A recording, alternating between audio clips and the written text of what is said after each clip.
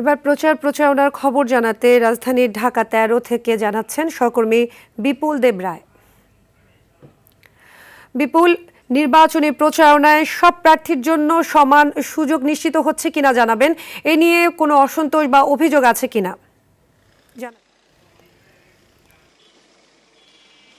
সাদিয়া, আসলে ঢাকা ১৩ আসনের এই মুহূর্তে আমি যে জায়গাটি আছি রায়েরবাজার কাঁচা বাজার এলাকায়, এখানে ১১ দলীয় জোটের প্রার্থী মামুনুল হক আসার কথা রয়েছেন এবং এর আগে তিনি রায়েরবাজার যে বস্তি সেখানেও প্রচারণা চালানোর কথা ছিল, কিন্তু তিনি সেখানে আসেনি।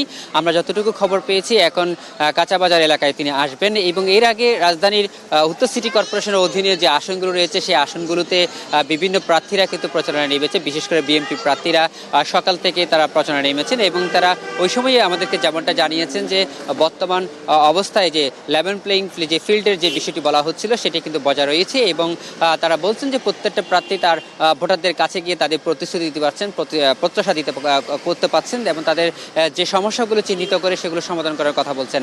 তবে যে একটা প্রার্থীর কথা বলছে, বিএনপি প্রার্থীর পক্ষ থেকে বলা হচ্ছে যে একটা প্রার্থী সবসময় বিকাশ এবং বিভিন্ন মাধ্যমে টাকা দিচ্ছে এবং ভোটার আইডি কার্ড সংগ্রহ করছে, এটা অনৈতিক বলে তারা দাবি করছেন। তারা বলছেন ভোটার আইডি কার্ড আর যে নাম্বারটি সেটি সংরক্ষণ করা কারো অধিকার নেই এবং সেটা অনৈতিক এবং সেটা নির্বাচন কমিশনের মাধ্যমে সেটি তারা বলছেন যে অভিযোগ দিয়েছেন এবং নির্বাচন কমিশন সেটি তারা তাদের বিরুদ্ধে ব্যবস্থা নেবেন এমনটাই প্রত্যাশা করেছেন। সেই সাথে অন্যান্য যে প্রার্থীরা তারা বলছেন যে আসলে লেভেল প্লেইং ফিল্ড, বিশেষ করে যারা জামায়াতের সমর্থক প্রার্থী যারা রয়েছেন এবং ১১ দলীয় জোটের প্রার্থী রয়েছেন, তারা বলছেন যে লেভেল প্লেইং ফিল্ড বজায় নেই।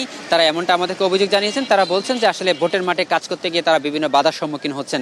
তো আসলে পাল্টাপাল্টির যে অভিযোগটি আমরা ভোটের মাঠে দেখি সেটি কিন্তু এখন ফুটে উঠেছে এবং তারা বলছেন যে সবকিছু মিলিয়ে আগামী ১২ তারিখে যে নির্বাচন হবে সেটা সুষ্ঠু নির্বাচনের মধ্যে দিয়ে ভোটাররাও একটা যোগ্য এবং প্রার্থীকে তারা বাছাই করে নিতে পারবে এমনটা আমাদেরকে জানিয়েছেন। তো আমার কাছে ছিল সর্বশেষ তথ্য এখান থেকে।